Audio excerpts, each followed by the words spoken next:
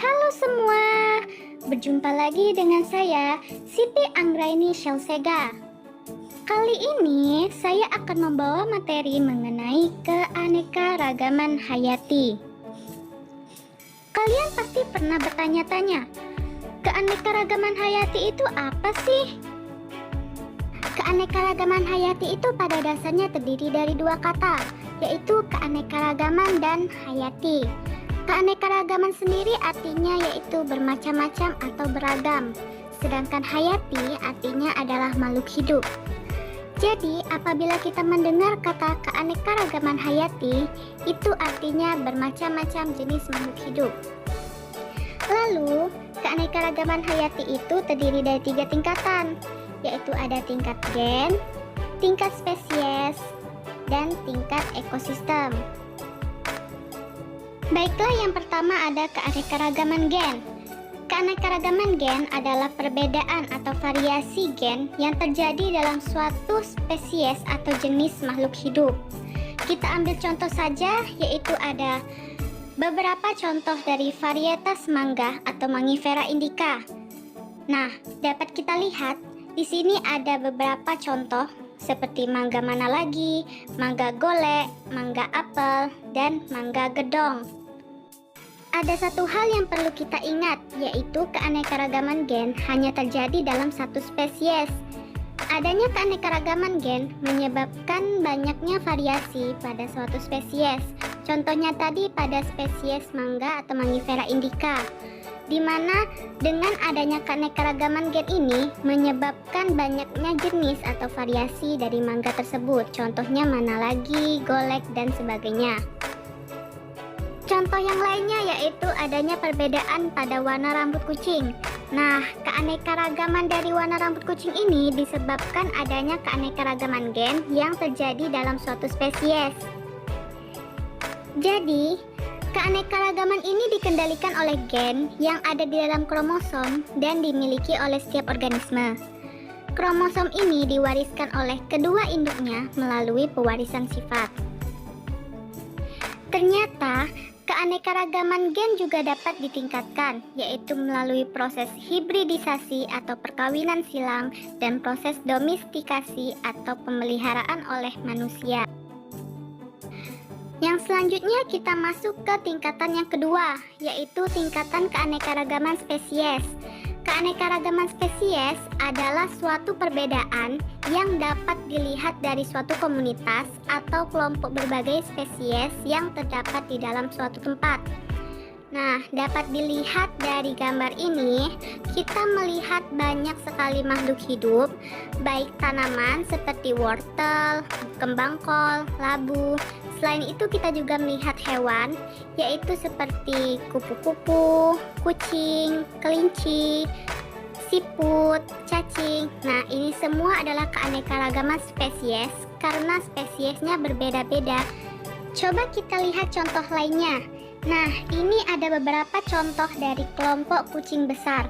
Di sini ada singa, harimau, macan tutul, dan jaguar. Pertanyaannya, apakah mereka termasuk ke dalam satu spesies yang sama? Jawabannya tidak. Mereka juga termasuk ke keanekaragaman spesies karena mereka berasal dari spesies yang berbeda namun memiliki ciri-ciri morfologi yang sama, yaitu memiliki ciri seperti kucing namun bertubuh besar. Lantas bagaimana kita bisa tahu bahwa mereka berasal dari spesies yang berbeda? Kita bisa melihatnya dari nama ilmiah. Singa memiliki nama ilmiah Panthera leo. Kalau harimau memiliki nama ilmiah Panthera tigris. Macan tutul memiliki nama ilmiah Panthera pardus, sedangkan jaguar memiliki nama ilmiah Panthera onca. Jika kita membahas mengenai nama ilmiah, hal yang harus diketahui yaitu nama ilmiah terdiri dari 2 kata. Kata pertama menunjukkan genus dan kata kedua menunjukkan spesies. Nah, dari contoh ini kita dapat melihat bahwa kata pertama dari nama ilmiah mereka itu sama, yaitu Panthera. Hal ini menunjukkan bahwa mereka berasal dari genus yang sama. Kekerabatan mereka masih terbilang cukup dekat. Tetapi, jika dilihat dari kata kedua nama ilmiah mereka memiliki kata kedua yang berbeda-beda. Hal ini menunjukkan bahwa mereka berasal dari spesies yang berbeda.